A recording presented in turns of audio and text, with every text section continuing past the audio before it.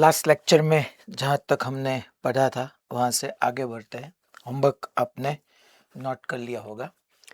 ये question basically मैंने आपको होमवर्क में दिया था बच्चों, फिर भी आज हम यहाँ पे डिस्कस कर रहे हैं। That is text exercise number 14।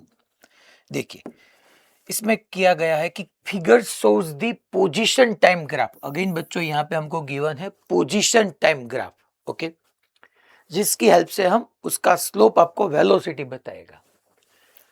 Position time graph of a particle of mass 4 kg, that means particle का मास 4 kg है। What is the a force on the particle for T is less than 0 second, T is greater than 4 second and T that is 0 is less then T is less than 4 second. ये time duration के लिए हमको बच्चों force find करना है। चलिए पहले मैं यहाँ पे आपको ग्राफ जो हमारे पास है उस हिसाब से हम एनालिसिस करते हैं। 0 सेकंड से कम टाइम पे t इज लेस देन 0 पे देखिए आपका स्लोप देखिए बच्चों, slope that means tan theta है, थीटा 0 है तो slope is equal to tan theta is equal to 0, that means velocity 0 है। कैसे है सर? आप देखो ना xt का ग्राफ आपको slope is equal to tan theta आपको वेलोसिटी प्रोवाइड करेगा। फिर यहाँ पे मैं 0 टू 4 सेकंड के लिए अगर हम डिस्कस करें 0 टू 4 सेकंड पे, तो देखिए बच्चों थीटा ना तो डिक्रीज हो रहा है ना इंक्रीज हो रहा है। 0 टू 4 सेकंड के लिए आपका थीटा कांस्टेंट है। सो थीटा कांस्टेंट होना दैट मीन्स यहाँ पे मैं लिख रहा हूं slope is equal to tan theta. Theta constant है दैट मीन्स वेलोसिटी कांस्टेंट रहेगी। तो यहां से मैं सिर्फ थीटा लिखूं तो tan theta is equal to opposite upon adjacent, that means 3/4।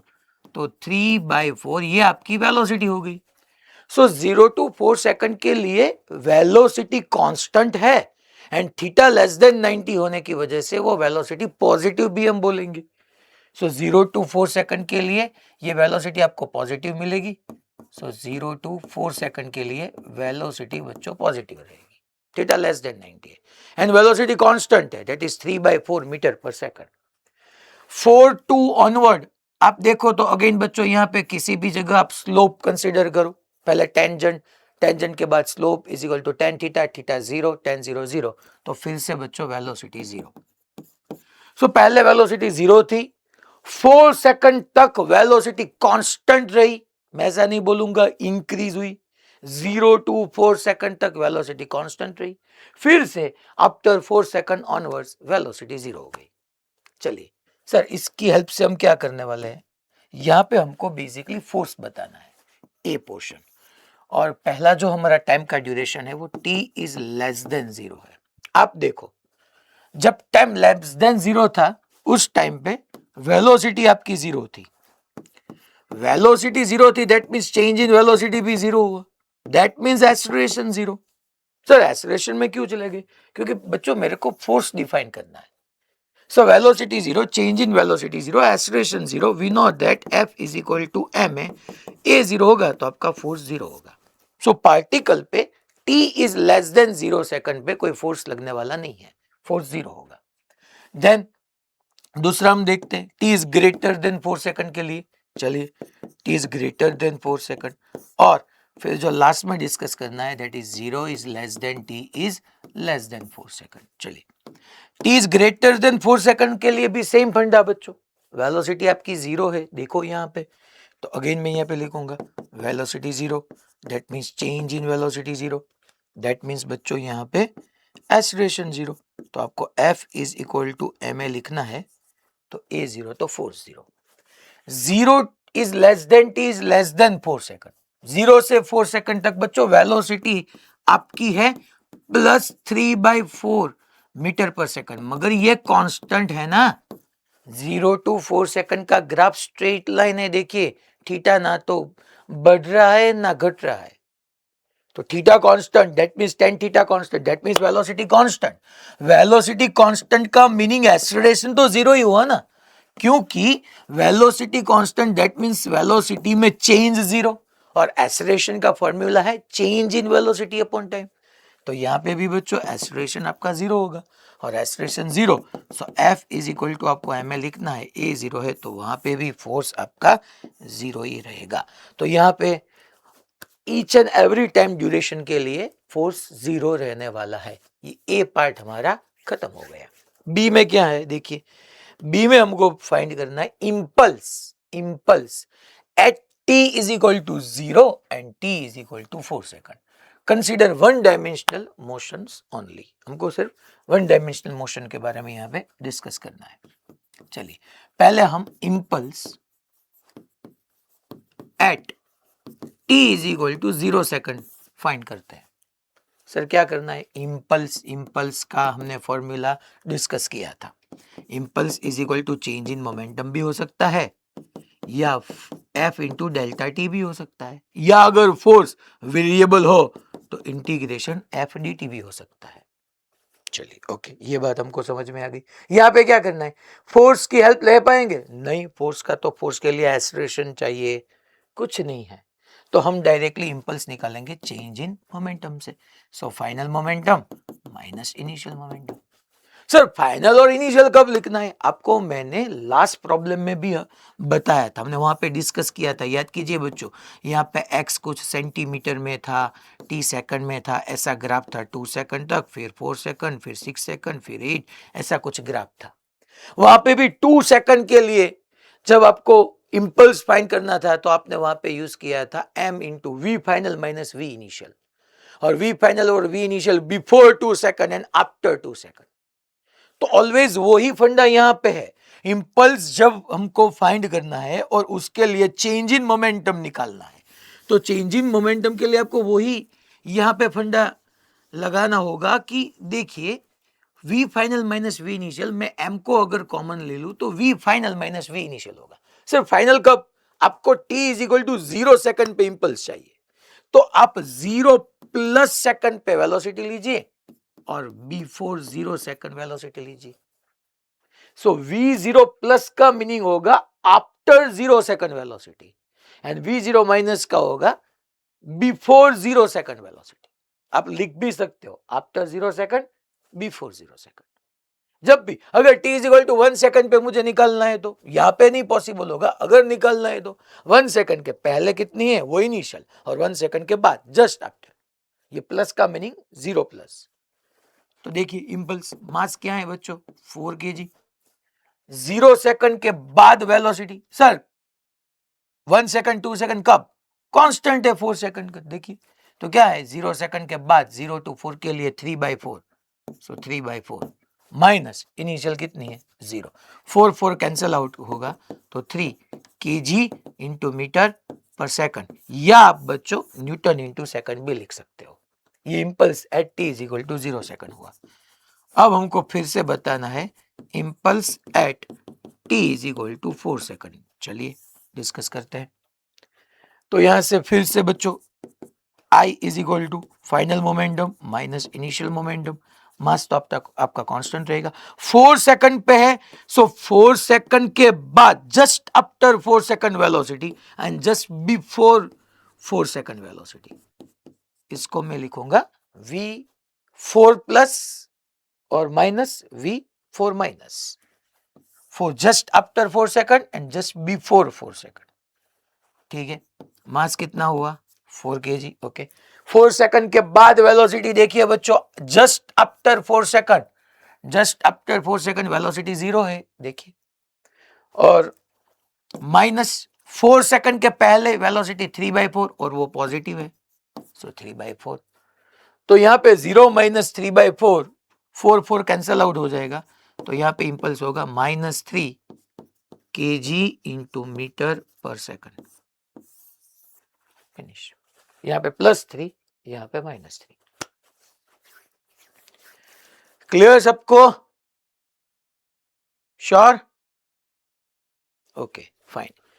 ये होमवर्क में ही था बेसिकली, मगर हमने डिस्कस कर लिया यहाँ पे।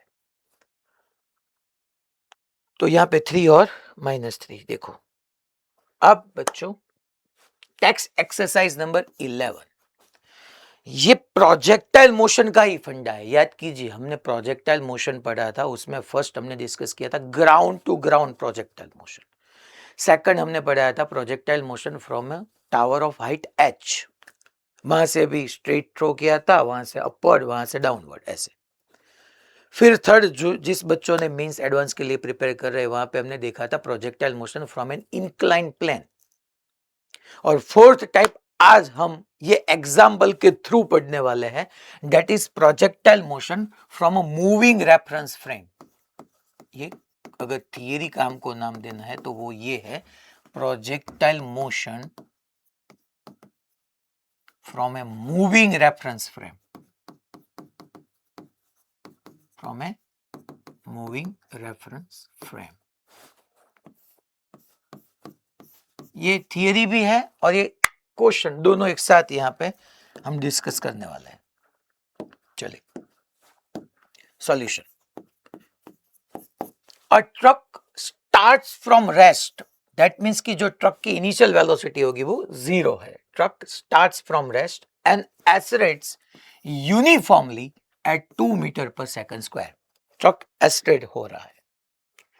At t is equal to 10 seconds, a stone is dropped by a person standing on the top of the truck 6 meter high from the ground. मैं यहाँ पे फिगर ड्रॉ कर रहा हूँ, देखिए ये ऐसा रॉड है, यहाँ पे ये ऐसा ट्रक है।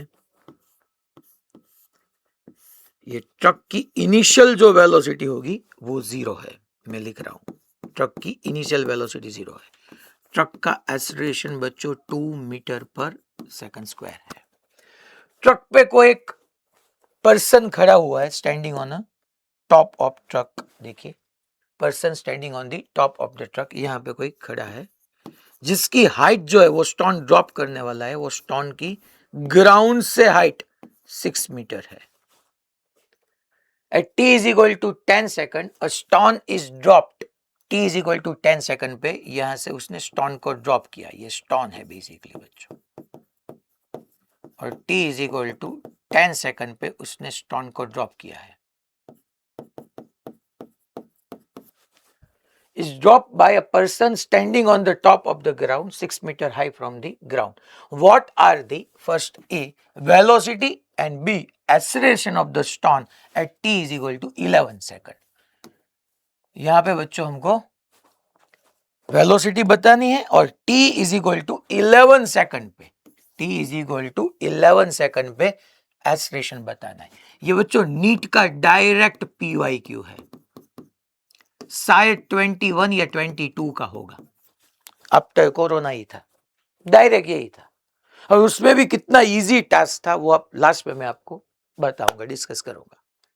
सेम क्वेश्चन है, कोई वैल्यू ही चेंज नहीं हुई है वहां पे।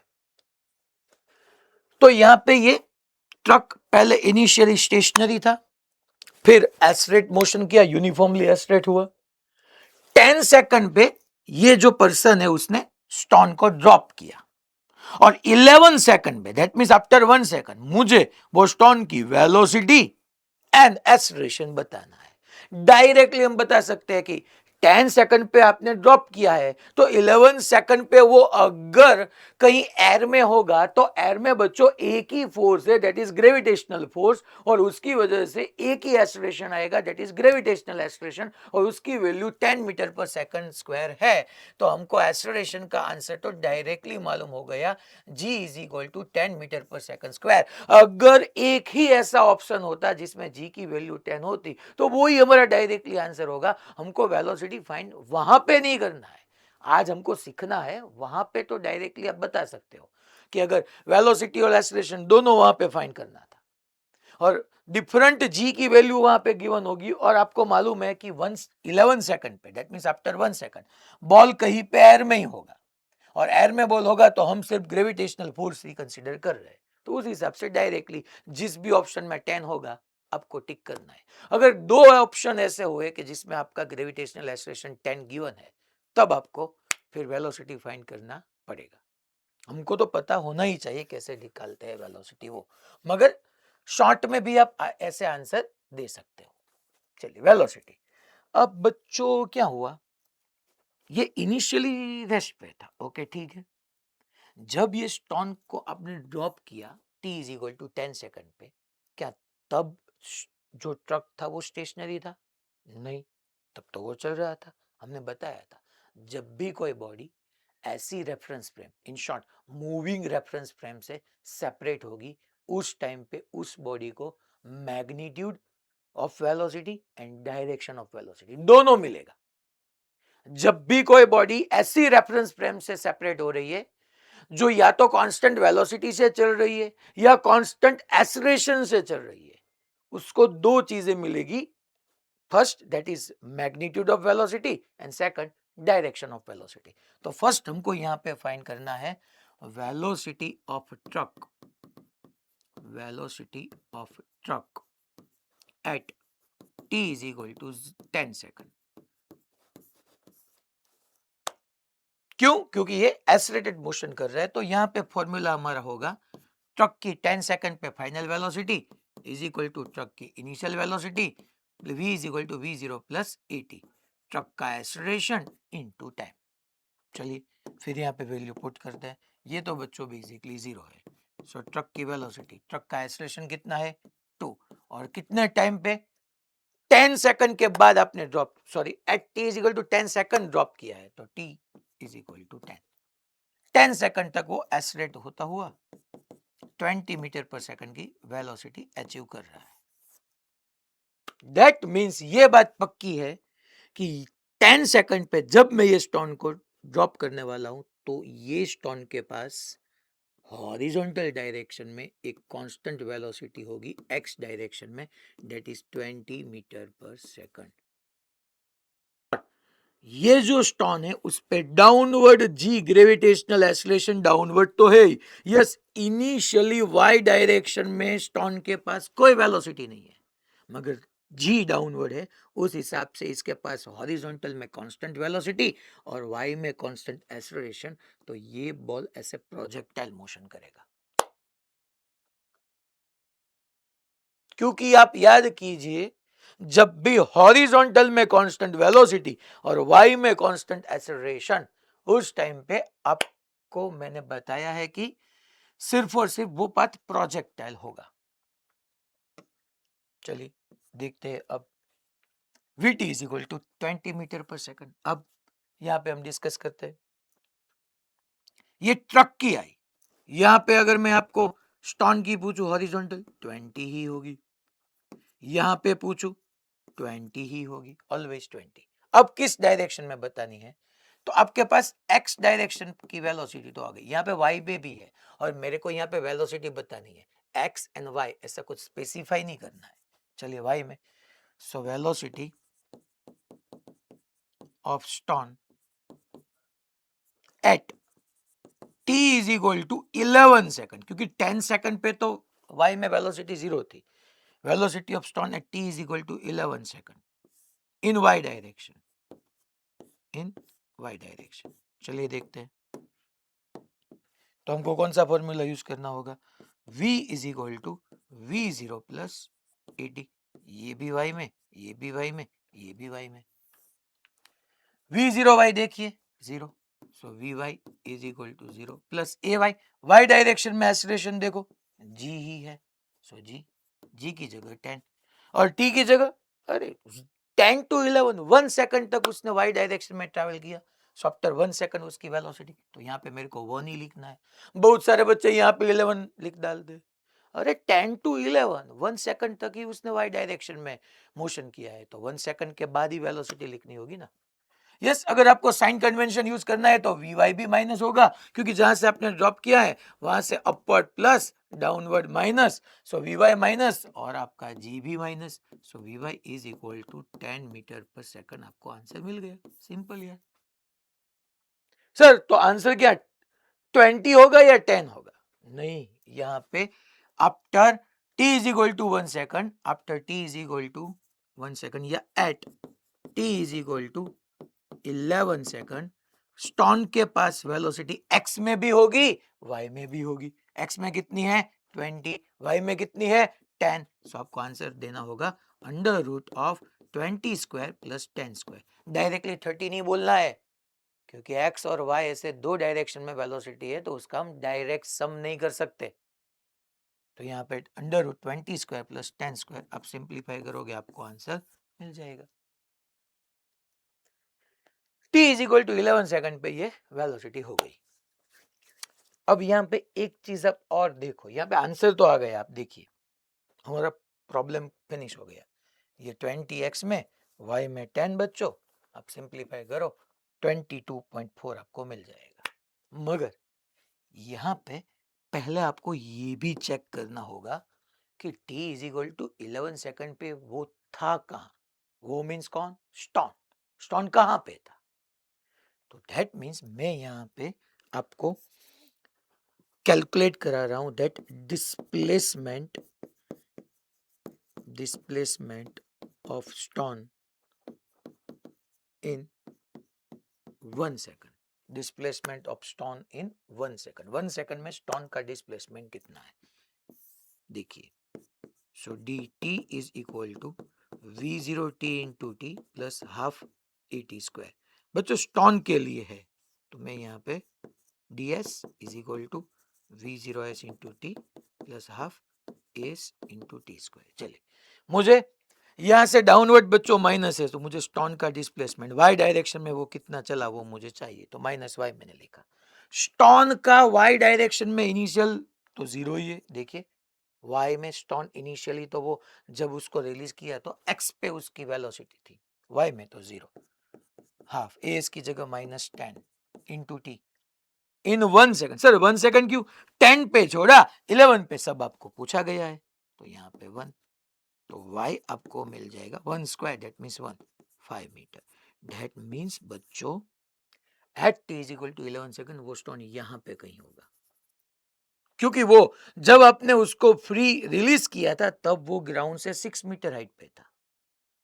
And t is equal to 11 second after 1 second वो ग्राउंड से 5 मीटर कहीं पे था।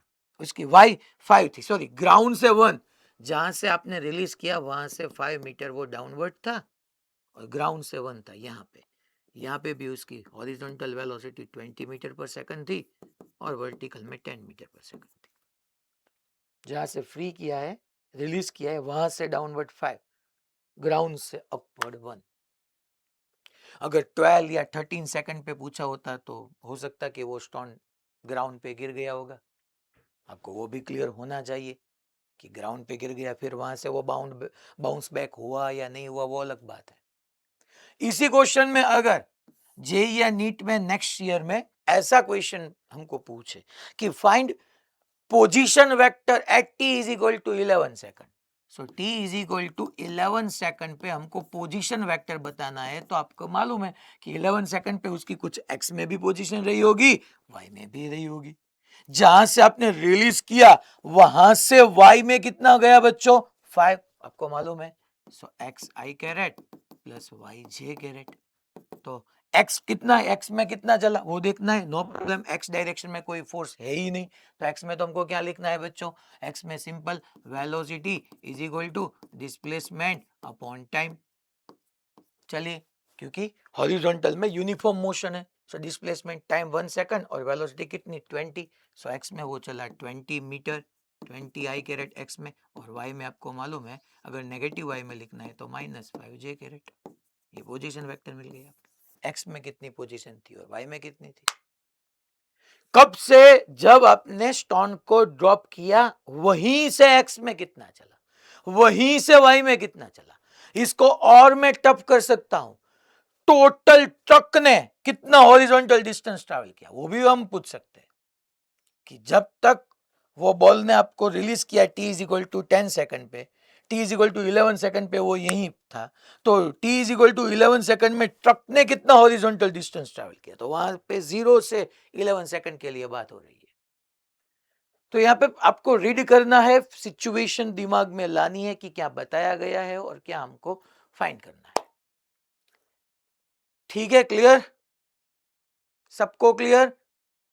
ये एक्स और वाई तब से है जब आपने बॉल को रिलीज किया उस टाइम से लेके स्टोन ने कितना हॉरिजॉन्टल डिस्टेंस ट्रैवल किया और कितना vertical. Porbandar first batch.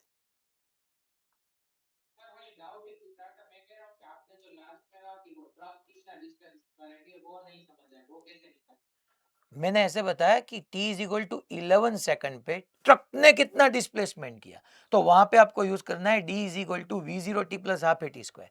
Truck की इनिशियल वेलोसिटी तो 0 है, ट्रक का एक्सेलरेशन है, t इज इक्वल टू 11 मुको, तो आपको मिल जाएगा कि स्टार्टिंग से लेके ट्रक ने कितना डिस्प्लेसमेंट किया। Okay, welcome.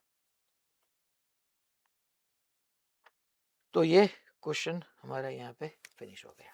अब बच्चों लामिस थ्योरम मैंने आपके साथ डिस्कस किया भी था। लामिस थ्योरम भी बोल सकते हो या इसको आप साइन रूल भी बोल सकते हो। लामिस थ्योरम भी चलेगा, साइन रूल भी चलेगा। मगर पहले हम यहाँ पे दो क्वेश्चन बच्चों और उसके थ्रू हम सारे प्रॉब्लम पढ़ने वाले हैं। ये लामिस थ्योरम पे ही है बेसिकली। मगर मैं यहाँ पे आपको लामिस थ्योरम में मैंने आपको कंडीशन बताई थी, दो कंडीशन थी। दैट 3 वेक्टर्स होने चाहिए, इन शॉर्ट 3 फोर्सेस होने चाहिए, और body must be at rest होनी चाहिए, बॉडी इक्विलिब्रियम में होनी चाहिए, तभी हम लामिस थ्योरम यूज कर सकते हैं। तो यहाँ पे मैं आपको डिफरेंट दो मेथड आपके साथ डिस्कस कर रहा हूं। ऑलवेज हम लामिस थ्योरम नहीं यूज करेंगे, उसकी कुछ लिमिटेशंस है, तो लिमिटेशंस भी देखेंगे। पहले एक्सरसाइज नंबर 1, ऐसे बच्चों कोई वर्टिकल सपोर्ट है, रूफ है, ऐसा कोई, ये रूफ है, रूफ।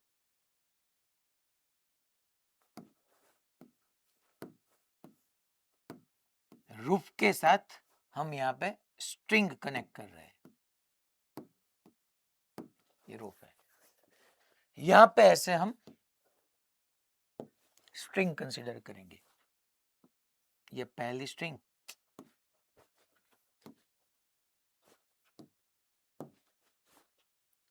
ये ऐसे पहली स्ट्रिंग, ये ऐसे दूसरी स्ट्रिंग, यहाँ पे ऐसे ये तीसरी स्ट्रिंग, फर्स्ट सेकंड और थर्ड। यहाँ पे गांठ है, समझिए आप।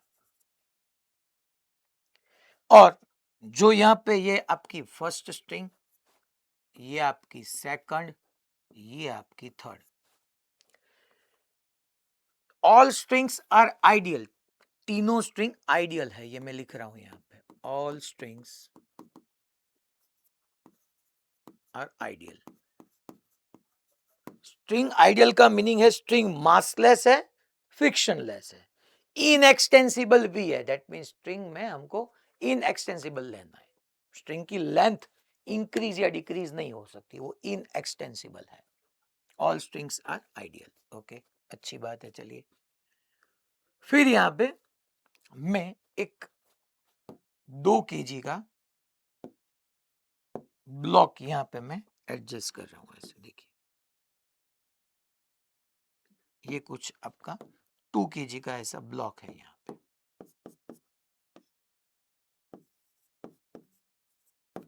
ऐसे ब्लॉक पड़ा हुआ है। सारी सिस्टम जो है वो इक्विलिब्रियम में है, सिस्टम इज इन इक्विलिब्रियम।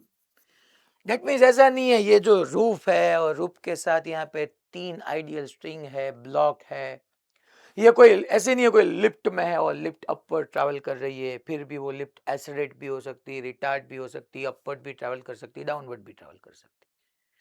ये केस में कैसे करना है वो आपको मैं बाद में बताऊंगा, मगर यहाँ पे ये अभी सिस्टम इज इन इक्विलिब्रियम, ये इक्विलिब्रियम में है। और मुझे मेरा क्वेश्चन है find tension in each string, मुझे हर एक स्ट्रिंग में टेंशन पता करना है। चलिए देखते हैं। यहां पे हम फर्स्ट मेथड 1 यूज कर रहे हैं। मेथड 1 है बच्चों इक्विलिब्रियम की method, method of equilibrium. Simple, जो इक्विलिब्रियम में है तो आपको मालूम है नेट फोर्स 0 होना है। सो मेथड 1 बेसिकली वही है इक्विलिब्रियम की मेथड, जहां पे हमको sigma F is equal to 0 करना है। That means upward force is equal to downward force, leftward force is equal to rightward force. Simple,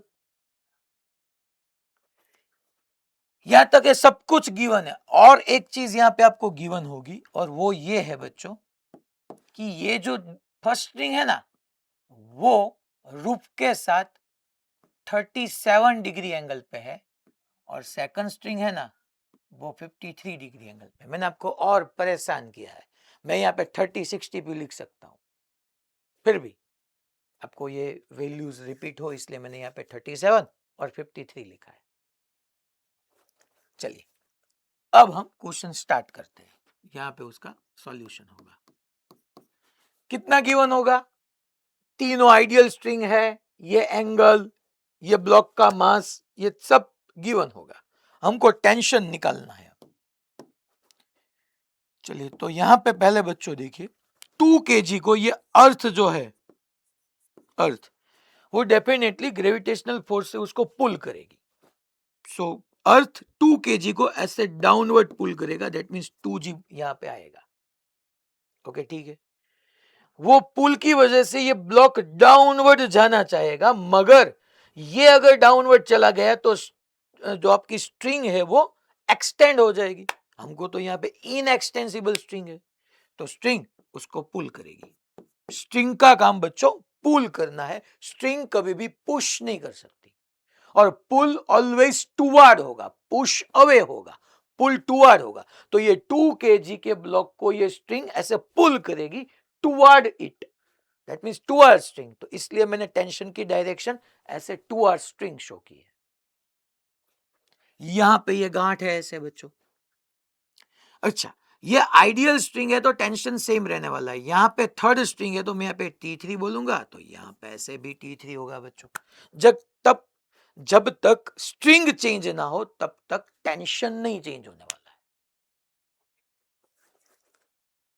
फिर ये देखो ये गांठ को, ये जो थर्ड स्ट्रिंग है वो ऐसे नीचे पुल करने वाली है। नीचे देखो, नीचे, तो नीचे पुल करने वाली है। तो ये फर्स्ट स्ट्रिंग क्या बोलेगी कि अगर ये थर्ड स्ट्रिंग तू इसको पुल कर गई तो मैं जो मेरी कैरेक्टरिस्टिक्स है इनएक्सटेंसिबल वो मैं फुलफिल नहीं कर पाऊंगा। इसलिए अगर ये गांठ डाउनवर्ड ट्रैवल कर रही है तो ये फर्स्ट स्ट्रिंग उसको पुल कर रही है और पुल ऑलवेज अवे नहीं होगा, टुवर्ड होगा। ये इसकी और ऐसे इस डायरेक्शन में पुल होगा, ये T1। तो यहां पे भी बच्चों कांटेक्ट पॉइंट से टुवर्ड स्ट्रिंग T1। ये दूसरी स्ट्रिंग भी ऐसे बच्चों T2, ये T2।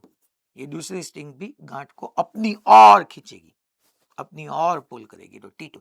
ये T2 की डायरेक्शन ऐसे क्यों आई वो मैं आपको समझाने का प्रयत्न कर रहा हूं। और T1, T2, T3 हमको निकालना है। चलिए देखते हैं अब यहां पे। अब बच्चों ये 37 या 53, आपको मालूम होगा कि अगर ये मुझे एंगल पता चल जाए तो मैं T1 T2 का कंपोनेंट लिख सकता हूं। तो इसलिए ये अब मैथ्स का कुछ वर्क आपको करना पड़ेगा कि मैं यहाँ पे ऐसे परपेंडिकुलर ड्रॉ कर रहा हूं। ये अगर आप देखो तो आपको मालूम हो गया, यहाँ पे देखिए कि ये 37 है, ये 90 है, तो ये एंगल कितना होगा? ये 37, ये 90, तो ये 53 होगा। Yes sir. तो यहाँ पे T1 है, ये एंगल 53 है, तो ये जो कंपोनेंट होगा, ये जो कंपोनेंट होगा दैट इज T1 cos 53, क्योंकि थीटा का नियरेस्ट कंपोनेंट cos, और ये जो है वो T1 sin 53। Okay sir, no problem. फिर यहाँ पे T2 है, देखिए आप T2 देखिए, T2, तो यहाँ पे ऐसे T2 है। यहाँ पे बच्चों ये देखो राइट एंगल ट्राइंगल, तो यहाँ पे 53, फिर से ये 90, तो यहाँ पे ये बच्चों 37 होगा। ये अगर 37 डिग्री होगा तो T2 का ये कंपोनेंट होगा T2 cos 37, और ये जो होगा दैट इज T2 sin 37। देखो ये बेसिकली आपका 50 डिग्री 53 डिग्री है, ये गिवन होगा। चलिए अब मैं आपको यही बताता हूं कि इक्विलिब्रियम में है, system is in equilibrium, that means upward force is equal to downward force. तो मैं ब्लॉक के लिए क्या लिख सकता हूं? फॉर ब्लॉक अगर आप देखो तो ब्लॉक की मैं BD बनाऊं तो ब्लॉक पे बच्चों डाउनवर्ड 20G है, यस सर, सॉरी 2G है, 2G, G की जगह 10 आप पुट करोगे तो डाउनवर्ड 20 न्यूटन है, और वही ब्लॉक पे अपवर्ड T3 है, और ये बच्चों इक्विलिब्रियम में है, तो इक्विलिब्रियम में होने का मीनिंग है upward force is equal to downward force, that means T3 is equal to 20 newton. एक आपको टेंशन मिल गया। अब ये बच्चों ये जो गांठ है हमारी, इसके लिए भी हम डिस्कस करते हैं। ये गांठ के लिए देखिए, तो ये गांठ पे क्या है बच्चों, राइटवर्ड कितना फोर्स है, rightward T2 sin 37। Sir sin 37 क्या होगा, आप याद कीजिए, मैं यहाँ पे ड्रॉ कर रहा हूँ। ये बच्चों अगर 37 है तो आपको बताया गया था 1037 3/4 होगा, तो ये ऑटोमेटिकली 5 हो जाएगा। फिर 1053 देखते हैं, ये 53 है, तो 1053 4/3 था, तो ये ऑटोमेटिकली ये भी 5 हो रहा है। तो यहाँ पे T2 sin 37 राइटवर्ड है, और sin 37 की वैल्यू होगी 3/5, sin 37 3/5, सो 3/5 T2। ओके, फिर लेफ्टवर्ड देखो, लेफ्टवर्ड देखो, लेफ्टवर्ड कौन सा फोर्स है, T1 sin 53, sin 53 क्या होगा, sin 53 4/5, तो ये होगा 4/5 T1, 4/5 T1 sin 53 4/5 T1। Okay, upward कोई फोर्स है, यस सर, अपवर्ड तो दो फोर्स है, एक जो है that is T1 cos 53 and plus बच्चों क्या है वो इसी डायरेक्शन में, इसलिए T2 cos 37। ओके, फिर डाउनवर्ड देखो आप, डाउनवर्ड एक ही फोर्स है बच्चों, T3 एक ही फोर्स है। अब ये सिस्टम यहां पे मैं ये बता रहा हूं कि ये इक्विलिब्रियम में है, तो leftward force is equal to rightward force, upward force is equal to downward force. So X direction में मैं क्या लिख पाऊंगा, देखिए एक्स डायरेक्शन में मैं लिखूंगा बच्चों यहाँ पे 4/5 into T1 that is leftward force is equal to rightward force that is 3/5 into T2, 5 cancel out हो गए, so 4T1 is equal to 3T2। Okay sir, यहाँ पे आंसर नहीं मिलेगा। अब y में देखो, y डायरेक्शन के लिए अब चेक तो करो, अपवर्ड फोर्स कितना है बच्चों, अपवर्ड है T1 cos 53, cos 53 यहां से देखिए, cos 53 होगा 3/5। सर ये कहां से, मैंने आपको बताया था 1053 4/3, 1037 3/4, प्लस अपवर्ड और एक फोर्स है that is T2 into cos 37 4/5, देखिए आप 4/5, okay fine, is equal to बच्चों T3, और T3 आपके पास है 20 न्यूटन, तो यहाँ पे 20। अब हमको सिर्फ इसको सिंप्लीफाई करना है, चलिए 5 का एलसीएम अगर हम कंसीडर करते हैं, सो 3T1 प्लस बच्चों 4T2 इज इक्वल टू हम 100 लिख पाएंगे, 20 इंटू 5 100। ओके, फिर इसको सिंप्लीफाई करते हैं, चलिए यहाँ पे मैं क्या, मुझे पहले T2 निकालना है, चलिए या T1 निकालना है, जो भी हो, मेरे को यहाँ पे ये T2 की वैल्यू मैं यहां से यहां पुट कर रहा हूं, T2 की वैल्यू देखो T2, तो यहाँ पे 3T1 as it is plus 4, T2 की जगह मैं क्या लिख पाऊंगा बच्चों, 4T1/3, सो T2 की जगह 4T1/3 इज इक्वल टू क्या हुआ, सामने है बच्चों, अगर ये 5 का अगर आप एलसीएम कंसीडर करोगे तो आपको मिल जाएगा 100, यस, सो 20 इंटू 5 100, तो यहाँ पे 3 को आप ऐसे मल्टीप्लाई कीजिए, 3 that means 9 plus 16 that means 25T1 is equal to 300। देखिए आप, 3 3s are 9, 4 4s are 16, 16 plus 9 25T1, और यहाँ से T1 is equal to 12 Newton आ गया आपका आंसर। अगर T1 12 न्यूटन है तो यहाँ से फिर मैं T2 निकाल सकता हूँ बच्चों, that 4 into T1 that is 12 is equal to बच्चों 3T2, so 3 4s are 12, so यहाँ पे T2 होगा 16 Newton, finish. T1 T2 T3 तीनों मिल गए आपको, देखिए क्लियर सबको यहाँ तक। हर एक सेंटर पे। बायली, ओके, वलसाड में बच्चों, ओके फाइन।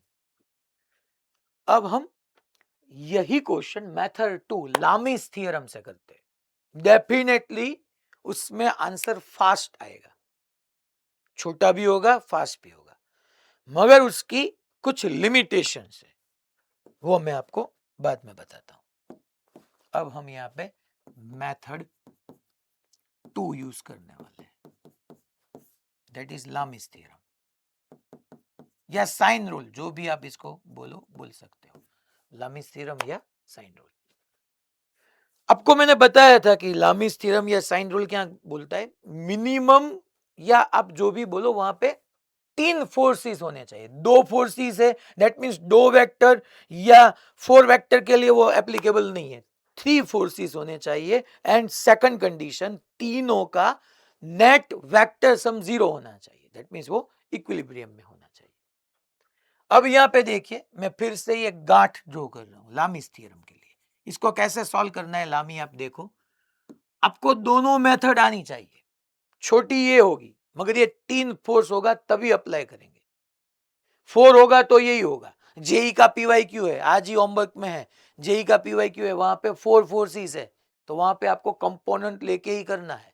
तो दोनों मेथड अपने आप में वो रिक्वायर्ड है, दोनों आपको मालूम होना चाहिए। ऐसा नहीं है कि एक आंसर से आ गया तो हम दूसरे में फोकस ना दें।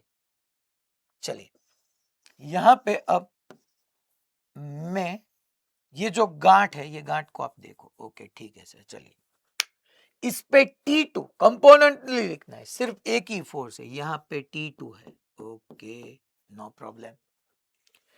फिर यहां पे T1 है, ओके नो प्रॉब्लम, और यहां पे T3 है।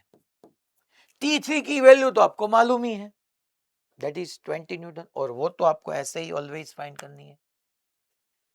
3 फोर्सेस हुआ यहां पे, ये ऐसा रिक्वायर्ड नहीं है कि तीनों टेंशन ही है, किसी भी टाइप के 3 फोर्सेस हो। और देखो आप, तीनों फोर्सेस का वेक्टर सम 0 होना चाहिए, 3 फोर्सेस होना चाहिए और वेक्टर सम 0। बहुत सारे बच्चे यहां पे गलती करते हैं, सिर्फ 3 फोर्स देख के वो लामिस थ्योरम अप्लाई करते हैं। साथ में कंडीशन है कि वेक्टर सम 0 होना चाहिए, वो है क्या, यस ये इक्विलिब्रियम में है, दैट मींस उसका वेक्टर सम 0 होगा, नो प्रॉब्लम। अब यहां पे एंगल निकालो, T1 और T2 के बीच टोटल कितना एंगल है, 53 प्लस 37, 90 डिग्री का, ओके नो प्रॉब्लम, ये 90 डिग्री का एंगल है। अगर डायरेक्ट लामी आपको अप्लाई करना होता तब यहां पे आपको ऐसे परपेंडिकुलर ड्रॉ करके ये 53 37 डिसाइड करके 90 लिखना पड़ेगा, हमने तो पहले से फाइंड कर रखा है इसलिए डायरेक्ट लिखा। फिर ये एंगल बताओ, ये एंगल कितना है, ये एंगल में बच्चों डेफिनेटली देखिए ये तो 90 होगा। यहाँ पे देखिए, मैं यहाँ पे लिखने का स्टॉप करके देखिए, ऐसे है बच्चों, यहाँ पे कहीं पे आपका T1 है, यहाँ पे T3 है, मुझे ये एंगल बताना है ये। तो पहले देखिए, ये अगर मैं ड्रॉ करूँ तो ये तो 90 डिग्री होगा, कंपलसरी है। फिर यहाँ पे आपने देखा कि इतना एंगल 53 हो रहा है, तो इतना 37 होगा, तो टोटल एंगल लिखना है तो वो 90 प्लस 37 नहीं होगा। देखिए ये टोटल 90 प्लस 37, ये 90, यहां पे भी बच्चों 90 है, इसमें ये इतना 53 है तो ये 37 हुआ, तो 90 प्लस 37। ऐसे ही ये देखो ये कितना है, तो यहाँ पे बच्चों देखिए, यहाँ पे ये एंगल मुझे निकालना है, ये देखो यहाँ पे ये इतना तो 90 है, ये 37 है तो ये 53 है, तो 90 प्लस 53 हो गया आपका, तो ये होगा 90 प्लस 53 डिग्री। हर फोर्स के सामने का एंगल आपको मालूम होना चाहिए। अब यहां पे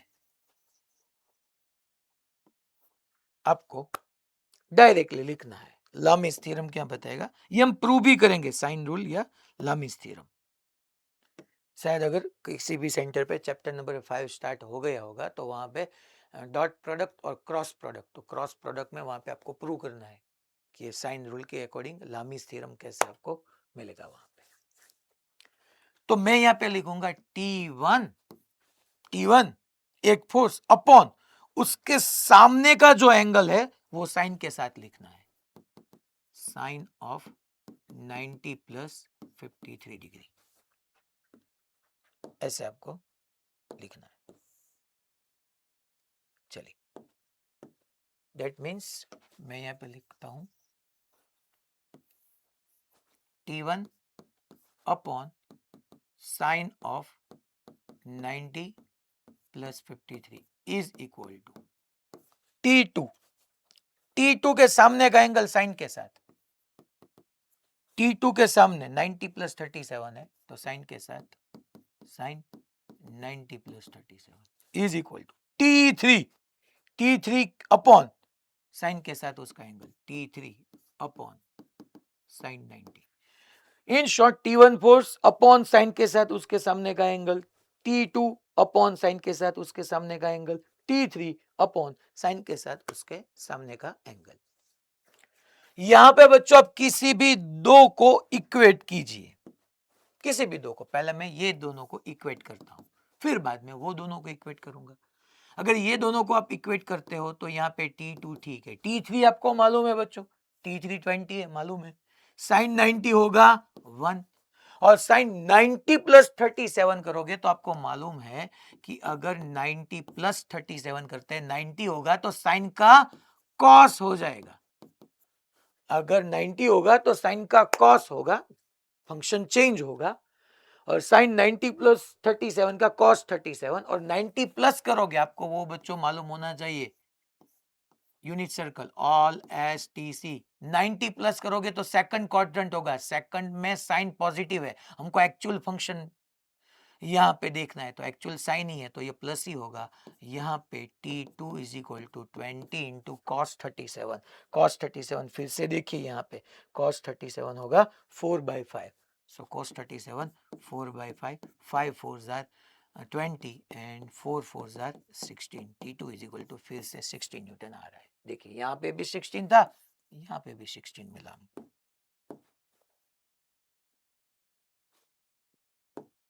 यहाँ पे देखिए यहाँ पे 16 ही था। क्लियर सबको? ऐसे ही आप फर्स्ट और लास्ट स्टेप को इक्वेट करोगे तो T1 मिल जाएगा, छोटा है दिख रहा है बच्चों, ये आपको मालूम होना चाहिए। अब साइन 90 प्लस 37 मैंने कैसे कॉस 37 लिखा, क्योंकि आगे हम जब बढ़ेंगे तो जो हमारा पुराना कॉन्सेप्ट है वो आपको ऑलवेज ये नहीं हो पाएगा ना कि मैं सारा पुराना कॉन्सेप्ट फिर से आपको एक्सप्लेन करूं, तब तो हम कोर्स ही फिनिश नहीं कर पाएंगे। तो ये आपको मालूम होना चाहिए कि ये कैसे हुआ। तो ये ठीक है, ये अच्छा है कॉन्सेप्ट, मगर ये तभी एप्लीकेबल है जब टीनी फोर्स हो और सिस्टम हमारी इक्विलिब्रियम में हो। यस बताओ। ये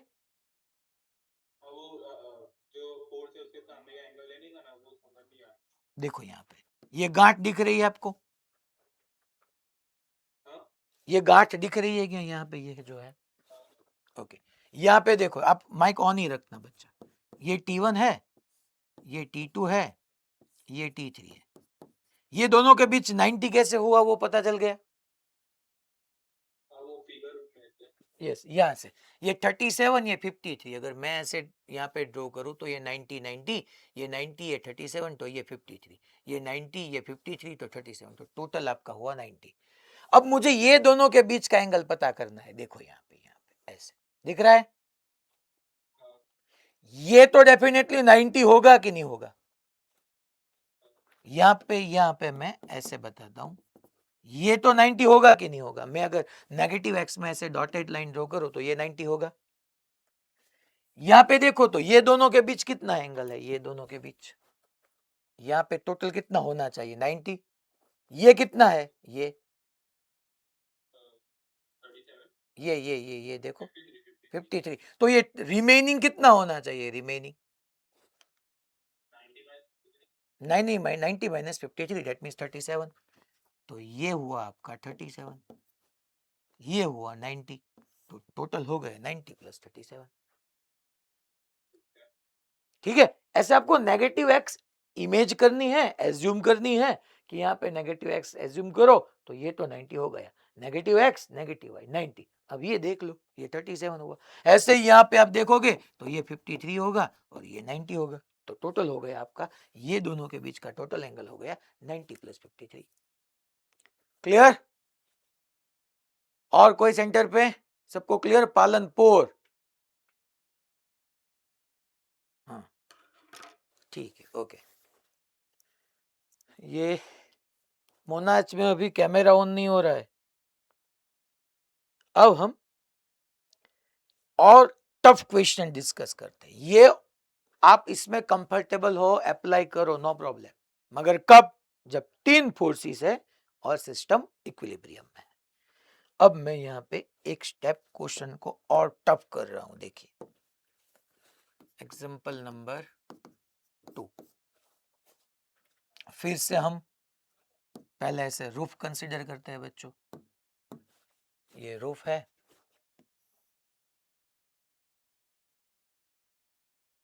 और यहां पे ऐसे वर्टिकल वॉल है।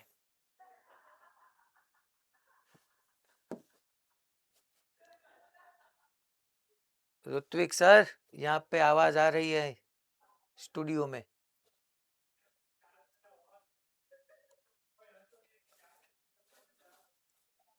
ये वर्टिकल वॉल है,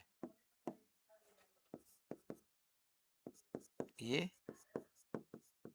वर्टिकल वॉल ऐसे।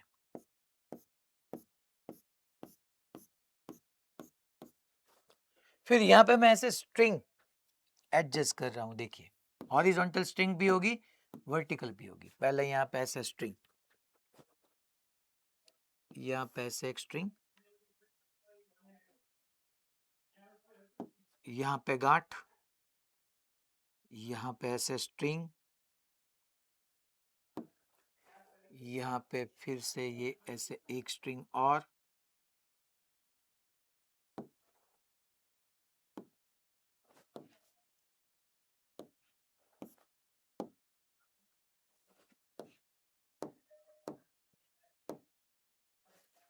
फिर से मैं ड्रॉ कर रहा हूं,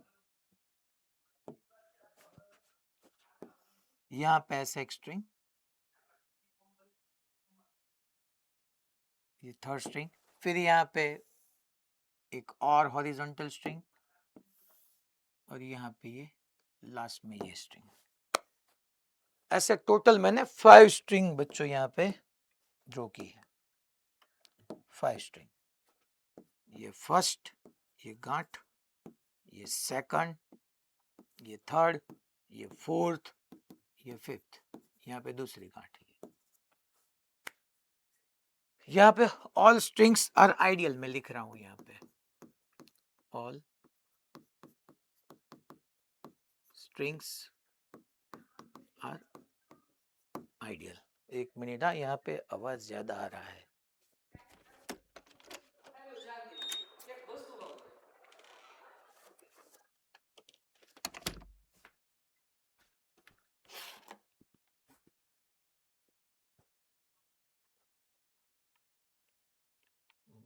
ये रिमोट चलेगा कि नहीं चलेगा, क्या लगता है आपको?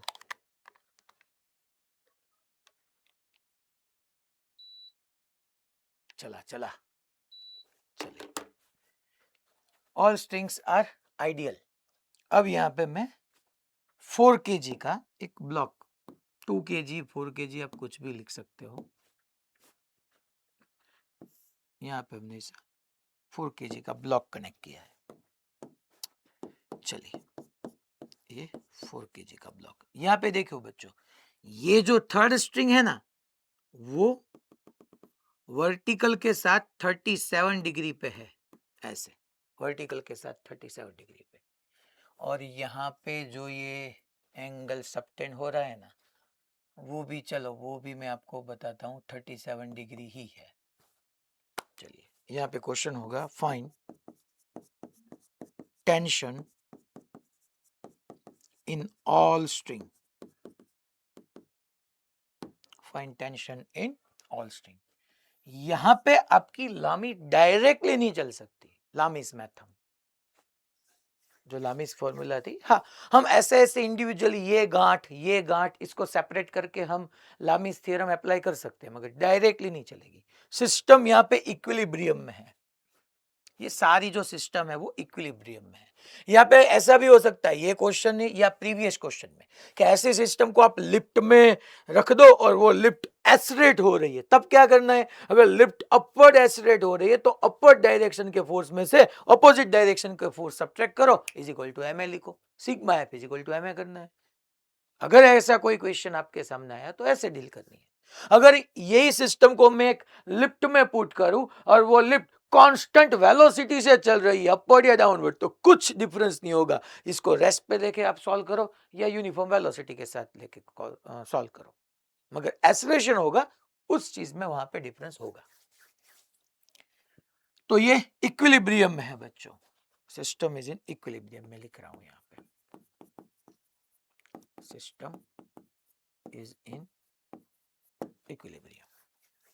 चलिए अब 4 kg के ब्लॉक को डेफिनेटली बच्चों सॉल्यूशन हम देख रहे हैं, 4 kg के ब्लॉक को ऐसे डाउनवर्ड ग्रेविटेशनल फोर्स लग रहा है, तो ये 4 kg डाउनवर्ड पुल होगा। तो ये स्ट्रिंग क्या करेगी? फर्स्ट स्ट्रिंग, ये फर्स्ट स्ट्रिंग का काम तो पुल करना ही है, वो अपनी और पुल करेगी, क्योंकि पुल ऑलवेज टूवर्ड होता है, तो अपनी और वो पुल करेगी। तो यहाँ पे टेंशन T1, यहाँ पे टेंशन T2, ये गांठ नीचे जाना चाहेगी, सॉरी यहाँ पे T1 ही होगा, नीचे देखो नीचे, ये गांठ नीचे जाना चाहेगी, तो ये तीसरी स्ट्रिंग उसको नीचे नहीं जाने देगी, उसको अपनी और पुल करेगी, तो यहाँ पे T3 ऐसे। ये जो दूसरी स्ट्रिंग है जो हॉरिजॉन्टल है, second and fourth strings are horizontal. कभी कभी क्वेश्चन ऐसा भी आ सकता है कि सिर्फ हॉरिजॉन्टल स्ट्रिंग में ही टेंशन बताओ, ऐसा भी आ सकता है। तो ये दूसरी स्ट्रिंग भी ये गांठ को ऐसे नहीं जाने देगी, वो भी अपनी और खींचेगी, ये T2। फिर यहाँ पे स्ट्रिंग तो आइडियल है, तो ये T3 होगा। फिर से अगर ये गांठ ऐसे गई तो फिफ्थ गांठ ने भी ऐसे ही अपनी और टेंशन वो पुल करेगा, ऐसे T5, यहाँ पे बच्चों ऐसे अपनी और T4। चलिए पहले बच्चों ये 4 kg के लिए तो इजी ही है, तो T1 तो आपके पास मिल ही जाएगा। मैं डायरेक्टली अब आपको बता रहा हूँ, 4 kg का अगर आप BD ड्रॉ करोगे तो डाउनवर्ड 4G और upper tension T1, so T1 is equal to आपको मिल जाएगा 4G, G की जगह 10 पुट करो, 40 न्यूटन। चलिए फर्स्ट तो फिनिश हो गया। ये 37 गिवन है, ये भी 37 कुछ गिवन है, तो क्या करना है सर? T3 के दो कंपोनेंट ले लो यहाँ पे, मुझे अब ये गांठ के लिए इक्विलिब्रियम देखना है। तो यहाँ पे अपवर्ड क्या होगा बच्चों? ये T3 है, तो यहाँ पे ये जो अपवर्ड होगा, ये जो अपवर्ड होगा दैट इज T3 cos 37, और यहाँ पे जो होगा दैट इज T3 sin 37। तो यहाँ पे ये जो गांठ है, ये जो ऐसे गांठ है, इसके लिए आप देखो डाउनवर्ड उस पे T1 है, अपवर्ड उस पे T3 है, ये T4 तो यहाँ पे है, यहाँ पे T4 है, ये T3 अपवर्ड क्या है बच्चों? अपवर्ड वो जो फोर्स है that is T3 cos 37 degree. Okay no problem. Leftward कितना है? इस पे लेफ्टवर्ड है T2 और राइटवर्ड कितना है? T3 sin 37, T3 sin 37, finish. अब बच्चों ये गांठ भी हमारी इक्विलिब्रियम में है, इक्विलिब्रियम में होने का मीनिंग है upward force is equal to downward force, leftward is equal to rightward. चलिए लिखिए T2, मैं x में लिख पाऊंगा T2 is equal to T3 into sine 37।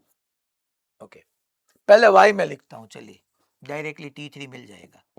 y direction के लिए T3 cos 37 is equal to T1।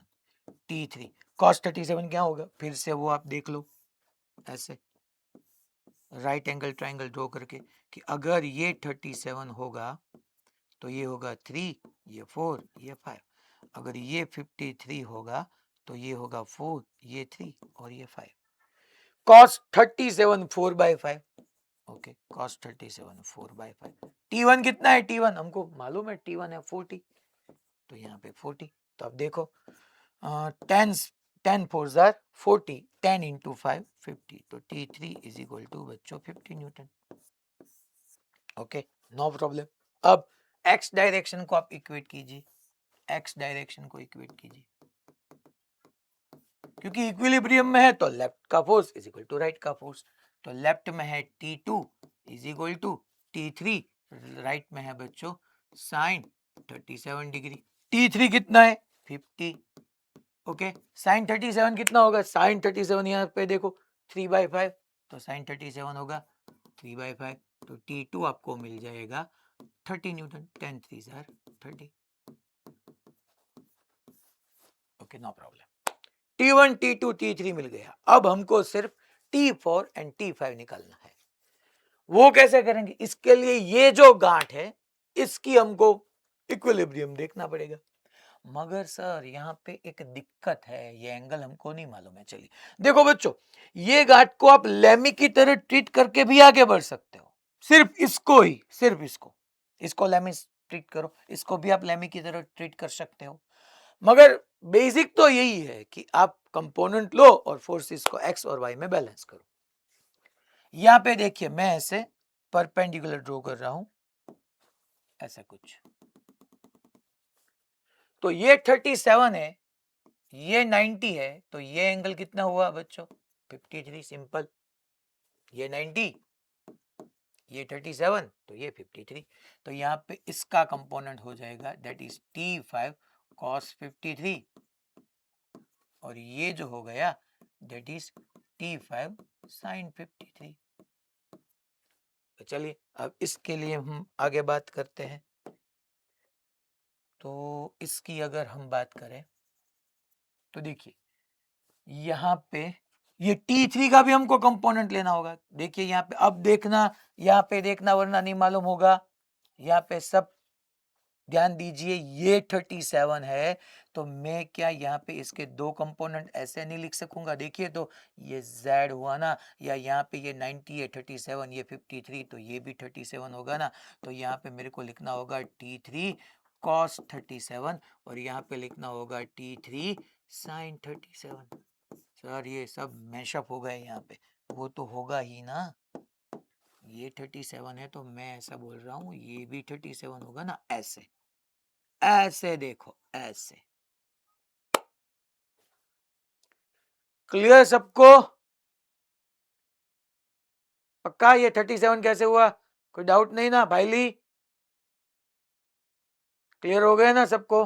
आगे बहन आपको भाईली में, ओके फाइन। यहाँ पे ऐसे, तो अब ये जो हमारी सेकंड गांठ है उस पे राइटवर्ड फोर्स देखिए, राइटवर्ड में है T5 sin 53। ओके, लेफ्टवर्ड में देखो, तो लेफ्टवर्ड में है T4, और साथ में एक और भी है, हाँ T4 है प्लस T3 का ये component that is T3 sin 37। Okay, upward में सिर्फ एक ही दैट इज T5 cos 53, और डाउनवर्ड में देखो, डाउनवर्ड में भी सिर्फ एक ही that is T3 cos 37, T3 cos 37। कुछ नहीं करना है हमको, क्या हमारे पास T3 है, T1 है, T2 है, तो चलिए पहले मैं क्या करूंगा बच्चों, upward force is equal to downward force लिखूंगा, तो T5 मिल जाएगा। सो वाई डायरेक्शन में अगर देखें तो ये इक्विलिब्रियम में है, इसलिए मैं लिख पाऊंगा that T5 cos 53 is equal to T3 cos 37 degree. T5 हमको निकालना है, cos 53 यहाँ से देखिए 3/5 होगा, so cos 53 3/5 is equal to T3 हमारे पास है बच्चों 50 न्यूटन, एंड cos 37 देखो आप, cos 37 4/5 होगा, यहाँ पे एडजेसेंट अपॉन हाइपोटेनियस, तो ये होगा 4/5। सो 5 कैंसल आउट हो गए, सो T5 यहाँ से आपको मिलेगा 50 into 4 that means 200, so 200/3 newton, ये T5 मिल गया। Okay, no problem, that means 66.66 something कुछ होगा। और y की साथ x में डिस्कस करते हैं। x में देखो आप T4, x में बच्चों हमको इक्वेट करना है। मैं यहाँ पे ऐसे कुछ कर रहा हूँ, ऐसे। अब x में देखो, so leftward force is equal to rightward force. T4 plus बच्चों है T3 sine 37 is equal to rightward में T5 इंटू साइन 53। चलिए T4 तो हमको फाइंड करना है, T3 हमारे पास है, कितना है T3? That is 50। साइन 37 देखो, साइन 37 अगेन 3/4, तो sign 37 3/4 is equal to T5 देखो, T5 200/3 और साइन 53 देखो, साइन 53 फिर से 4/5। साइन 37 3/5 होगा, yes, sine 37 3/5 and sine 53 4/5, yes sine ही है ना, ओके।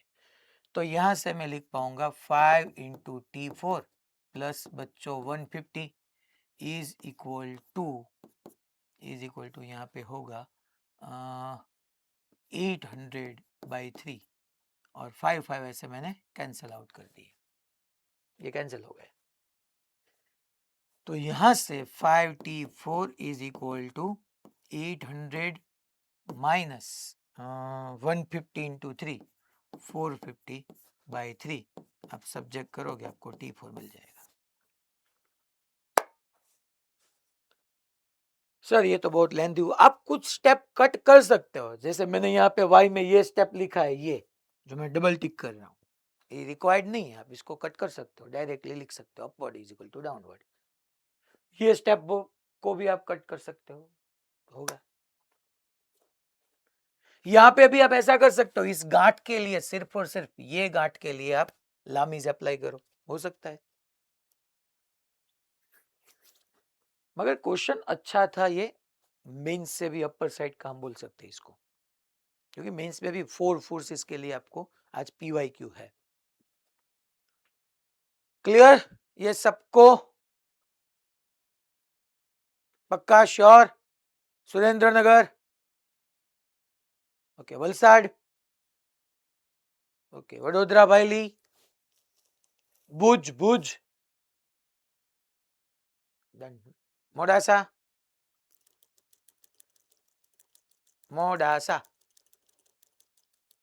ओके। ये जो आगे है वो साइड में, उसको क्या दिक्कत है? वो लेफ्ट साइड में, क्लासरूम में लेफ्ट साइड में फर्स्ट बेंच पे जो है, उसको ऐसे आप आगे यहाँ इस साइड मुंह हो जाओ भाई। हाँ बस इसको, हाँ वो कैमरा में आए ना, हाँ रेडी। अभी थोड़ा इस साइड मुंह हो जाओ, अभी भी। हाँ अब जो आप कितने अच्छे लग रहे हो, देखिए। चलिए नेक्स्ट क्वेश्चन में अब आगे बढ़ते हैं। ये basically alpha beta gamma C upon sine gamma लिखा है, देखिए C upon sine gamma is equal to B upon उसके सामने का एंगल, ये फोर्स तो उसके सामने का एंगल साइन के साथ, ये A है तो उसके साथ साइन के साथ उसका एंगल। फिर ऐसे इक्वेशन होमवर्क में यहाँ पे ये 3 फोर्सेस के लिए, ये भी होमवर्क, ये भी होमवर्क, ये करना है आपको, लामी से करो चाहे आप ऐसे ही कंपोनेंट लेके करो, मगर करना है। ये टेक्स्ट इलस्ट्रेशन 6 है, ऐसा ही सेम क्वेश्चन जेई 2020 में था, मैं ये करा रहा हूं और वो होमवर्क में दूंगा जेई का। देखिए सी figure A, mass of 6 kg, okay, mass of 6 kg is suspended by a rope of length 2 meter. That means यहाँ पे बच्चों ऐसे कोई रॉप है, रॉप की जो लेंथ है वो 2 मीटर है और यहाँ पे हम 6 kg का एक ब्लॉक अटैच कर रहे हैं। सी figure A, mass of 6 kg is suspended by a rope of length 2 meter from the ceiling से, okay. A force of 50 Newton in the horizontal direction is applied at the midpoint P of the rope. That means जो रॉप है वो रॉप के mid point पे हम 50 Newton का force exert कर रहे हैं यहाँ पे। That means यहाँ से 1 मीटर बिलो ऐसे 50 न्यूटन का हॉरिजॉन्टल फोर्स एक्सर्ट कर रहे हैं, अप्लाई कर रहे हैं. What is the angle the rope makes with the vertical in equilibrium? Equilibrium बताया है. And what is the angle of the rope makes with vertical? That means ये अब फिगर को मैं ऐसे ड्रॉ कर पाऊंगा, ऐसे. यहाँ पे आपने यहाँ से ऐसे फोर्स एक्सर्ट करोगे तो ये स्ट्रिंग ऐसे हो जाएगी. यहाँ पे 50 न्यूटन, ये स्टिल 1 मीटर ही है अभी, और रिमेनिंग स्ट्रिंग ऐसे होगी, और यहाँ पे 6 kg तो है ही. ये स्ट्रिंग ऐसे होगी ना, यहाँ पे आपने हॉरिजॉन्टल फोर्स एक्सर्ट किया. हमको क्या बताना है? हमको बताना है what is the angle the rope makes with vertical. देखिए ये रॉप है, और रॉप ये वर्टिकल के साथ कितना एंगल सबटेंड कर रहा है वो हमको बताना है, और सिस्टम इक्विलिब्रियम में है. तो मैं यहाँ पे लिख पाऊंगा डाउनवर्ड 6G, यहाँ पे टेंशन T, यहाँ पे भी T. यहाँ पे बच्चों अब ये रॉप ये पॉइंट को अपनी और पुल करेगी, मगर अब टेंशन चेंज हो जाएगा. That is T dash. Let's assume that is T dash. आप T1 भी बोल सकते हो, T2 भी बोल सकते हो. तो यहाँ पे सिर्फ और सिर्फ ये पॉइंट के लिए आप लामीज अप्लाई करो, मगर मुझे ऐसा लगता है कि यहाँ पे कंपोनेंट ले लो ना यार, बात खत्म. और इक्विलिब्रियम बोला गया है, अब डायरेक्टली लिख पाएंगे. ये T डैश है, ये थीटा, तो बच्चों ये थीटा हो जाएगा. देखिए Z, तो ये होगा T डैश कॉस थीटा, और यहाँ पे लेफ्ट वर्ड में होगा T dash sine theta. Theta का nearest cos, remaining sine. Downward sorry leftward force is equal to rightward force. T dash sine theta is equal to 50 लिखो. यहाँ पे upward is equal to downward बच्चों. T dash cos theta is equal to T, मगर T 60 होगा, तो 60, क्योंकि यहाँ पे इक्विलिब्रियम में होगा, तो T इज इक्वल टू 60. अब दोनों का अगर रेशियो लोगे तो T dash cancel out. Sine theta upon cos theta, tan theta, और tan theta is equal to 5/6, तो theta is equal to tan inverse of 5/6. Finish. देख लो answer. Theta is equal to tan inverse of 5/6. इस अकेले को भी आप लामी की तरह प्रूव करके कर सकते हो, मगर आपका एडवाइजेबल ये है कि कंपोनेंट लेके करो, फास्ट होगा. ऐसा नहीं है कि उसमें देर लगेगी. ऐसा ही देखो, ये JEE 2020 का PYQ, इसलिए NCERT text illustration and exercise करनी अनिवार्य है, वो मस्ट है. देखिए मास ऑफ 10 kg, 6 kg की जगह 10 kg is suspended by a rope of length 4 metre. वहां पे 2 मीटर था, यहाँ पे 4 metre from the ceiling. A force F is applied horizontally at the midpoint of the rope. हुआ ना ऐसे, यहाँ पे मिड पॉइंट पे ऐसे हॉरिजॉन्टल फोर्स एग्जर्ट किया.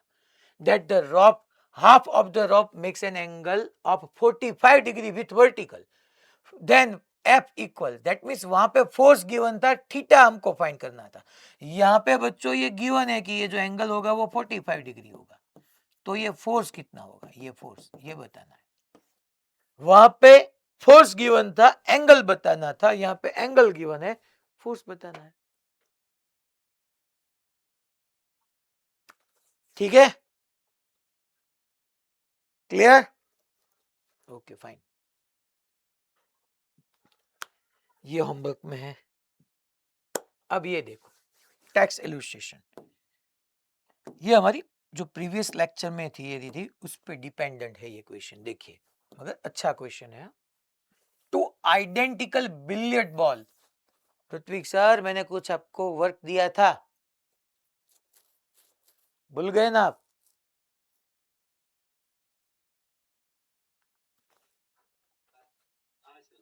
ये बिलियर्ड बॉल की मैंने इमेज के लिए आपको बोला था.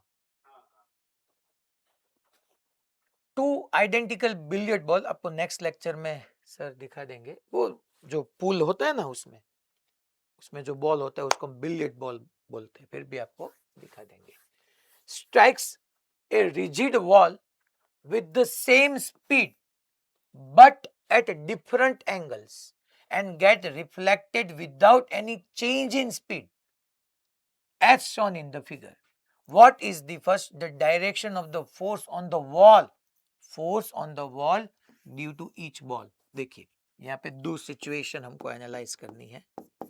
फर्स्ट ऐसे है, ये वॉल है और ये दूसरा ये केस है. यहाँ पे भी ये वॉल है ऐसे. यहाँ पे ऐसे ये परपेंडिकुलर है. एक बॉल m मास का ऐसे यहाँ से u वेलोसिटी से ट्रैवल कर रहा है. देखिए, और वो इसके साथ कोलाइड होने के बाद, स्ट्राइक करने के बाद वो ही स्पीड से वापस आ रहा है. सो टू आइडेंटिकल बिलियर्ड बॉल, दोनों सेम ही है. दोनों सेम, दैट मीन्स ए में जो बॉल है वही बी में है. ऐसे दोनों, ये बॉल गया यू से, वापस भी यू से आया. Strike a rigid wall with the same speed but at different angle. यहां पे ऐसे हो रहा है, ये परपेंडिकुलर है, ये कोई बॉल है, ऐसे यू से ट्रैवल कर रहा है, ऐसे यहां से स्ट्राइक किया. ये एंगल हमको, सॉरी, ये परपेंडिकुलर के साथ का ये एंगल हमको गिवन है, दैट इज 30 डिग्री.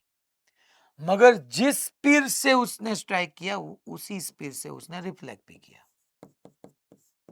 तो वो यू से ही रिफ्लेक्ट कर रहा है. देखिए, और ये एंगल भी आपका 30 डिग्री ही है. अब पहले हमको डिस्कस करना है speed but the different angle and get reflected without any change in speed as on in figure. चलिए, पहला क्या बताना है? The direction of the force on the wall. Direction of the force on the wall. Wall पे किस direction में force exert हो रहा है ड्यू टू ईच बॉल. यहां पे देखिए, ये कॉमन सरफेसिस हुई, ये बॉल ने वॉल को पुश किया ऐसे राइटवर्ड, और वॉल ने बॉल को पुश किया ऐसे लेफ्टवर्ड. तो ए केस जो हमारी ए फिगर है, वहां पे फोर्स ऑन वॉल राइटवर्ड है. यहां पे भी ऐसे इंक्लाइन उसने स्ट्राइक किया, मगर कॉमन सरफेस तो यही है. डेफिनेटली ड्यूरिंग कोलाइजन या ड्यूरिंग स्ट्राइक ये बॉल वॉल को ऐसे पुल करे, सॉरी पुश करेगी. बॉल ने वॉल को पुश किया, बॉल ने बॉल को पुश किया. तो यहां पे भी दोनों केस में जो direction of the force on the wall rightward ही होगी due to each ball. Okay, फिर second, the ratio of the magnitude. Magnitude हमको बताना है. The ratio of the magnitude of impulse imparted to the ball by the wall. देखो language, देखो, impulse imparted find करना है. किस पे? किस पे? To the ball by the wall. Wall ने बॉल पे कितना इंपल्स इंपार्ट किया है वो हमको मालूम करना है. चलिए, यहाँ पे इंपल्स कैसे निकालते हैं? दो फॉर्मूला है हमारे पास, या तो डेल्टा पी या F delta T. Small time के लिए जो फोर्स एक्सर्ट हो रहा है इसको हम इंपल्स बोलते हैं. ना तो यहाँ पे टाइम गिवन है ना फोर्स गिवन है, तो हमको क्या करना है? चेंज इन मोमेंटम से ही काम चलाना है. चलिए, change in momentum, v final minus v initial, तो I1 यहाँ से मिल गया m. फाइनल है u, मगर u नहीं लिखूंगा ना मैं, माइनस ही होगा ना, क्योंकि ये बच्चों हमारी पॉजिटिव एक्स है, ये नेगेटिव एक्स है, माइनस ये u पॉजिटिव. सो आपका इनिशियल I1 हुआ 2mu. फिनिश हो गया. हमको तो सिर्फ बच्चों मैग्नीट्यूड लिखना है, फिर भी मैं माइनस यहाँ पे लिख रहा हूं. हमको मैग्नीट्यूड बोला गया है. देखिए, यहाँ पे ये u के दो कंपोनेंट लेने होंगे मेरे को. ऐसे देखो, ये z हुआ, ये 30 तो ये 30, तो ये u cos 30 डिग्री होगा बच्चों, और यहाँ पे ये u sin 30 degree, u cos u sin. यहाँ पे भी देखिए ऐसे u के दो कंपोनेंट. अगर बच्चों ये परपेंडिकुलर का u के साथ एंगल 30 है तो ये u ही है, और परपेंडिकुलर ऐसे ही होगा तो ये 30 डिग्री ही होगा. ये मालूम होना चाहिए आपको. तो ये हुआ माइनस ऑफ u cos 30. फिर भी अगर आपको मालूम है तो माइनस रिक्वायर्ड नहीं है. ये u sin 30. यहाँ पे मेरे को लिखना होगा I2, that means impulse. Impulse is equal to change in momentum. बच्चों देखिए, स्पीड में चेंज हुआ नहीं, और यहाँ पे y डायरेक्शन में तो कोई चेंज हो ही नहीं रहा। बिफोर कोलिजन भी नेगेटिव y में u sin 30 था, आफ्टर कोलिजन भी नेगेटिव y में u sin 30 ही है। दैट मीन्स स्पीड तो चेंज नहीं होगी, यहाँ पे बिफोर कोलिजन डायरेक्शन जो थी आफ्टर कोलिजन y में डायरेक्शन वही रही। दैट मीन्स y में कोई चेंज ही नहीं हुआ, और वो सही है ना, क्योंकि फोर्स आपका x में एक्सर्ट हो रहा है, तो x डायरेक्शन का फोर्स सिर्फ और सिर्फ x की वेलोसिटी को ही चेंज करेगा ना, वो y की वेलोसिटी को क्यों चेंज करेगा।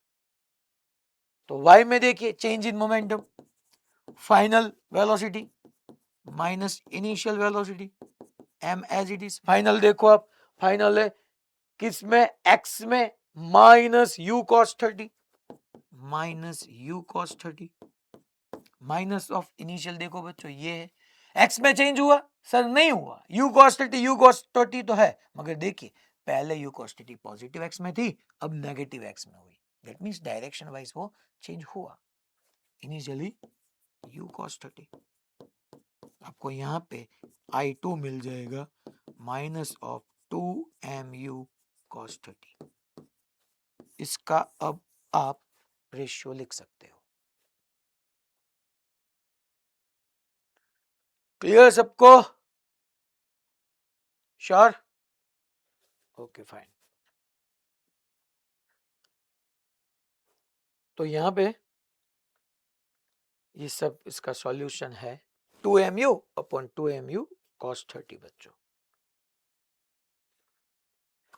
ऐसे ही ये एक क्वेश्चन है होमवर्क में, जेई मेन का एमसीक्यू है। फिर ये होमवर्क होमवर्क होमवर्क। अब देखो ये टेक्स्ट एक्सरसाइज, ये इजी है, फिर भी मैं डिस्कस कर रहा हूं, इजी क्वेश्चन है बच्चों। The driver of a three wheeler moving on with speed of 36 kilometre per hour, इसको आप मीटर पर सेकंड में लिखना हो तो 5/18 से मल्टीप्लाई कीजिए, तो 10 मीटर पर सेकंड।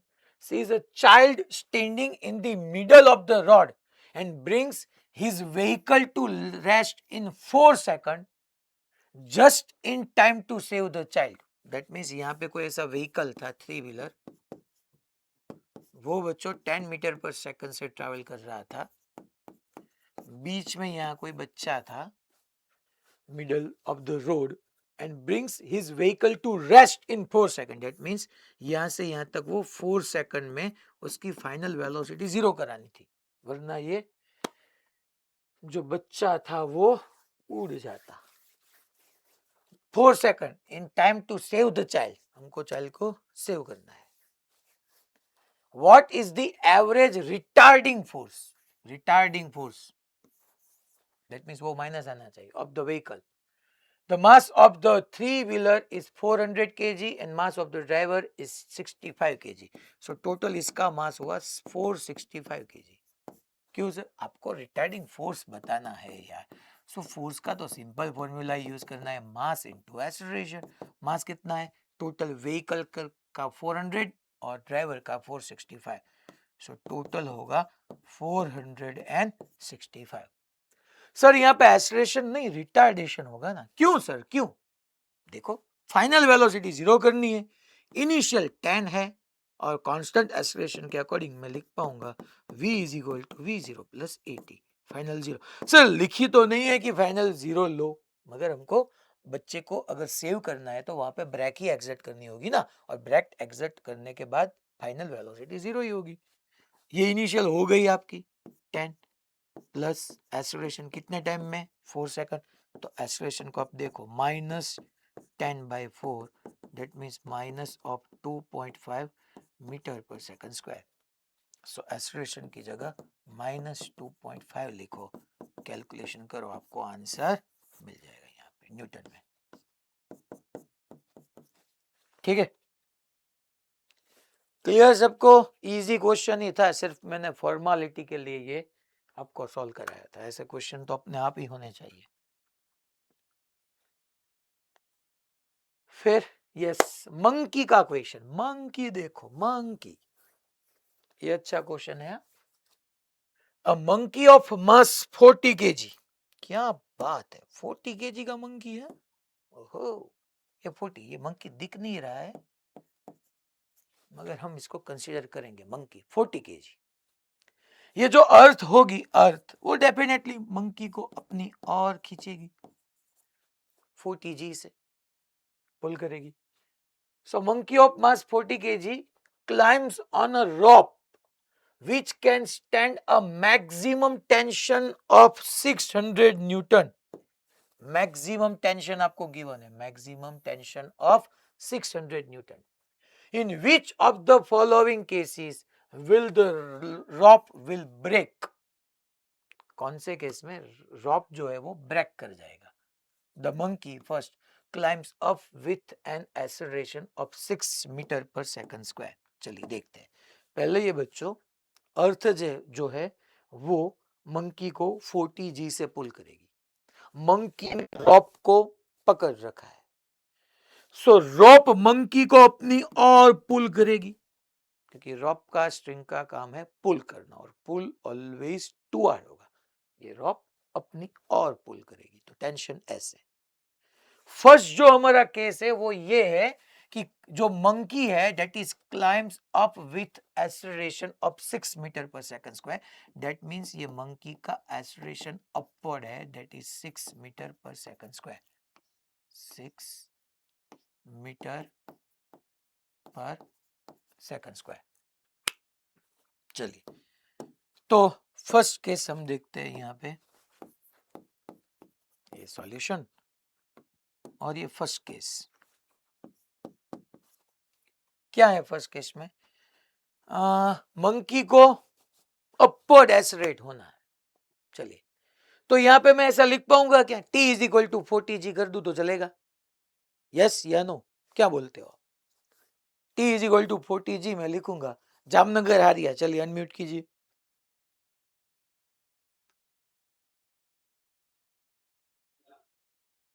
यस, मैंने ऐसा बताया कि मैं यहाँ पे क्या लिख पाऊंगा, अगर ये मंकी फर्स्ट केस में 6 मीटर पर सेकंड से अपवर्ड एक्सेलरेट हो रहा है तो मैं डायरेक्टली लिख पाऊंगा t इज इक्वल टू 40 जी।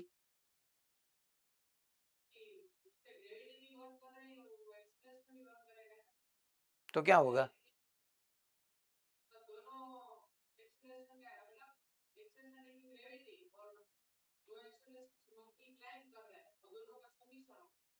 क्यों समेशन होगा?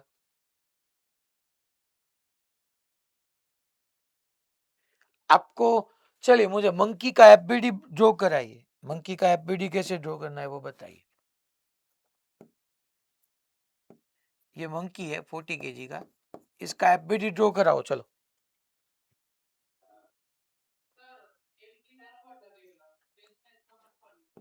ओके, ये 40 जी डाउनवर्ड, ये टेंशन अपवर्ड। अब क्या करना है? तो टी और 40 जी कैंसिल आउट हो गए ना,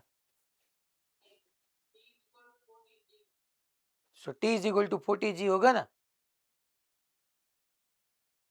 नहीं होगा? ओके, इसमें एक्सेलरेशन अपवर्ड आएगा। तो अब क्या लिखना कैसे है हमको ये स्टेप को? टी इज इक्वल टू 40 जी लिखना है। क्या आप बताओ, क्या मंकी एक्सेलरेटेड मोशन कर रहा है, स्टेशनरी है, या यूनिफॉर्म वेलोसिटी से चल रहा है?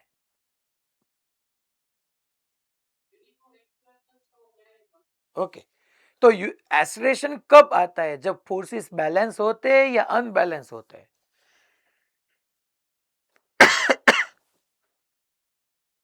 एक्सेलरेशन कब आएगा? फोर्सेस बैलेंसिंग हो गए या अनबैलेंसिंग हो गए? ये 9th का क्वेश्चन है, हाँ, कॉमन सेंस का क्वेश्चन है कि बॉडी में या मंकी में एक्सेलरेशन कब आता है? जब फोर्सेस बैलेंस होते हैं या अनबैलेंस होते हैं? नहीं मालूम आपको? क्या?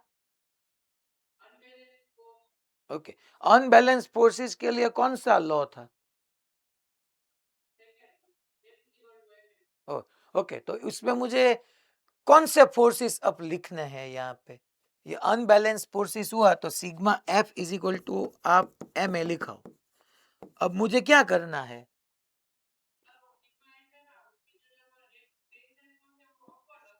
ओके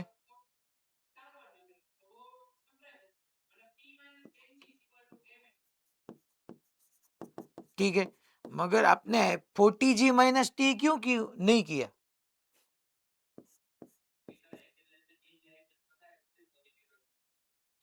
जिस डायरेक्शन में एक्सेलरेशन है उस डायरेक्शन के फोर्स में से ऑपोजिट डायरेक्शन के फोर्स को सब्ट्रैक्ट करना है।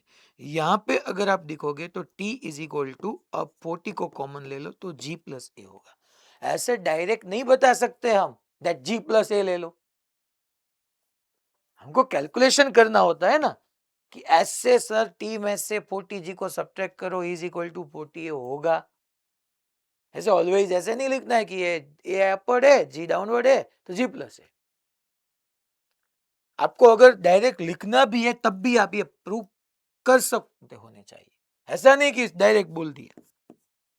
प्रूव करने के टाइम आपको मालूम नहीं है कि कैसे प्रूव हो रहा है, दैट मीन्स कि आप कॉन्सेप्ट को क्रैम कर रहे हो। ये G10 ये कितना है, ए 6, ओके। सो यहाँ पे देखो T इज इक्वल टू आएगा 16 into 4 64 640 Newton. O my God, maximum tension कितना था 600, यहाँ पे कितना टेंशन हुआ 640, दैट मीन्स कि वो रॉक ब्रेक कर जाएगा। सो क्लाइम्स अप, कहाँ पे कहाँ गया गया गया गया गया, यस, जब वो 6 मीटर पर सेकंड से क्लाइम करेगा तो जो आपका रॉप है वो ब्रेक कर जाएगा। चलिए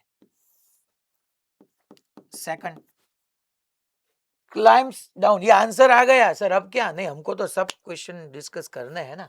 climbs down with an acceleration of 4 metre पर सेकंड स्क्वायर, अब वो 4 मीटर पर सेकंड से डाउनवर्ड एक्सेलरेट कर रहा है, डाउनवर्ड ऐसे, और एक्सेलरेशन है 4 मीटर पर सेकंड स्क्वायर। चलिए अब यहाँ पे क्या लिखना है, कौन मुझे बताएगा? ये मंकी है, मंकी का एफबीडी है, एफबीडी ऐसे नहीं ड्रॉ करना है यार, आपका टाइम वेस्ट होगा। ये 40G ऐसे, ये T ऐसे, इसका एक्सेलरेशन नहीं चाहिए, सब यहाँ पे आपको दिखाया गया है। तो जिस डायरेक्शन में एक्सेलरेशन है उस डायरेक्शन के फोर्स में से ऑपोजिट डायरेक्शन के फोर्स को सब्ट्रैक्ट करो। चलिए so 40G minus T is equal to 40 into A. So T को यहाँ पे आप सब्जेक्ट करो, सो 40G माइनस 40 है, 40 को कॉमन ले लो, G minus A. So T is equal to 40, G की जगह 10, ए कितना है A 4, so 4 10 minus 4 6, 6 into 4 240 newton. Finish.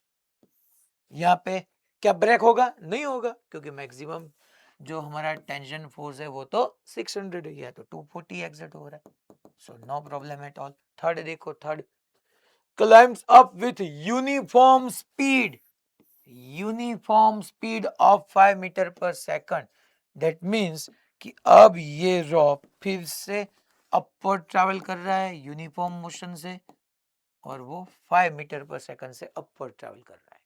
चलिए अब कौन मुझे बताएगा किस डायरेक्शन के फोर्स में से कैसे हमको सब्ट्रैक्ट करना है, क्या करना है? अब ये मंकी 5 मीटर पर सेकंड की यूनिफॉर्म स्पीड से अपवर्ड ट्रैवल कर रहा है, और मुझे बाला सिनोर, चलिए आंसर दीजिए, बाला सिनोर अनम्यूट कीजिए।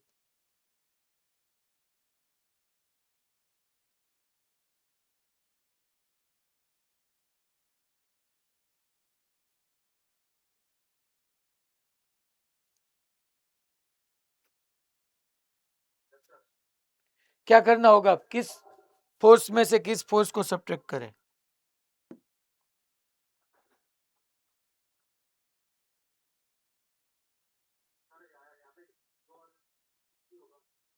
क्या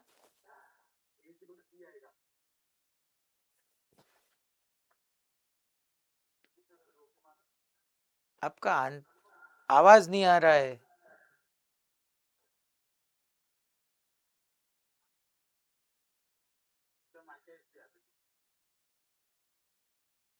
क्या बताया, फिर से बताओ। Okay, tension is equal to mg आएगा, गुड। क्योंकि यहाँ पे कांस्टेंट वेलोसिटी है, कांस्टेंट वेलोसिटी हो या रेस्ट हो, सब इक्विलिब्रियम में ही है। स्टैटिक और डायनेमिक हमने पढ़ा था। Upward force is equal to downward force. Upward यहाँ पे है बच्चों, यहाँ पे अपवर्ड है t और डाउनवर्ड है 40g। तो सिंपल आपको लिखना है t is equal to 40g, g की जगह 10 पुट करो, so t is equal to 400 newton. फिर भी आपका रॉप ब्रेक होने वाला नहीं है। क्यों? क्योंकि मैक्सिमम तो 600 न्यूटन टेंशन है। लास्ट में यहाँ पे बताया गया है that fall down the rope nearly freely under gravity। That means बच्चों अब ये जो मंकी है वो फ्री फॉल कर रहा है। फ्री फॉल दैट मीन्स कि अब वो a is equal to G, a is equal to G is equal to 10 metre पर सेकंड स्क्वायर से फ्री फॉल कर रहा है। देखते हैं तो क्या होगा। दैट मीन्स ये मंकी पे 40g डाउनवर्ड होगा, टेंशन अपवर्ड है और वो फ्री फॉल कर रहा है, तो फ्री फॉल में उसका एक्सेलरेशन g के बराबर ही होगा, दैट इज 10 मीटर पर सेकंड स्क्वायर।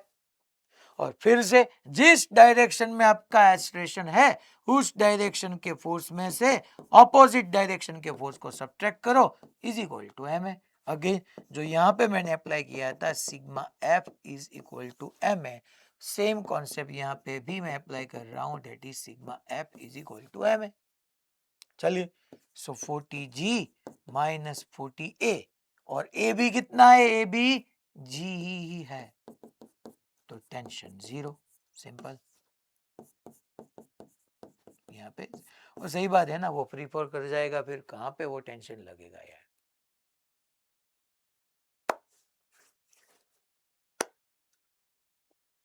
क्लियर सबको? सिर्फ फर्स्ट कैसी है जिसमें रॉप ब्रेक कर जाएगा।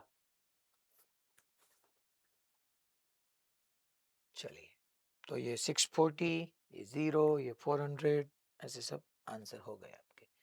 ये होमवर्क में, ये भी होमवर्क, ये भी homework.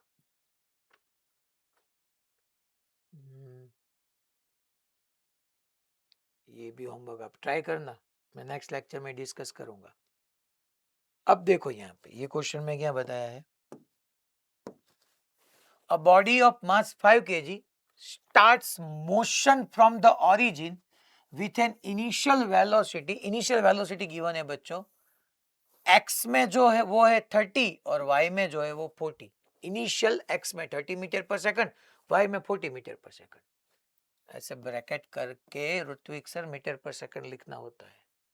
If a constant force F vector, constant force F vector is equal to minus of I caret plus 5 J caret Newton acts on the body, then the time in which the y component of the velocity becomes 0 is, क्या हमको बताना है, हमको बताना है then the time when which the y component of the velocity becomes 0। Okay, तो force है, यहां से क्या एक्सेलरेशन पता कर सकते हैं, यस हमको मालूम है, F बाई एम।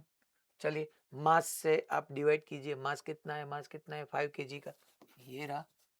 तो आप लिख पाए वो यहाँ पे 1/5 I caret minus of 5/5 J caret, 5 cancel out, so acceleration हो गया minus 1/5 I caret minus 1 J carat.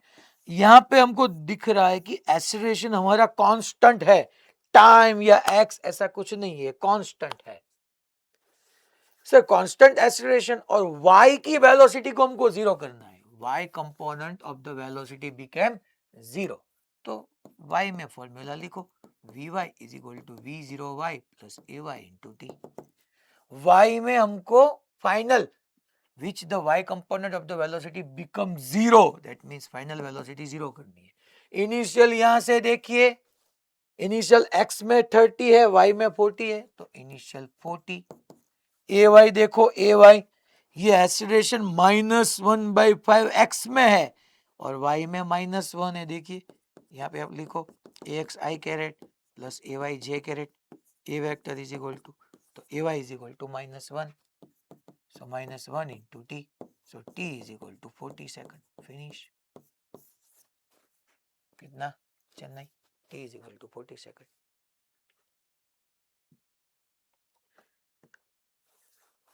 अब ये होमवर्क में एक,